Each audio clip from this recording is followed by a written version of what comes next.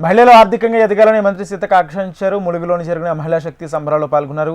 స్వయం సహాయక బృందాలను వడ్డీ లేని రుణాలకు సంబంధించిన నగదు చెక్కులను పంపిణీ చేశారు. మహిళల జీవనోపాధి బ్యాంకుల నుంచి సంపూర్ణంగా సహకారం అందిస్తామన్న విషయాన్ని గుర్తుంచుకోవాలన్నారు. ఈ కార్యక్రమంలో ఎమ్మెల్యే తెల్ల వెంకట్రావు, కసెర్ప్ సీఈఓ దివ్య, ములుగు కలెక్టర్ దివాకర్ తదితరులు పాల్గొన్నారు.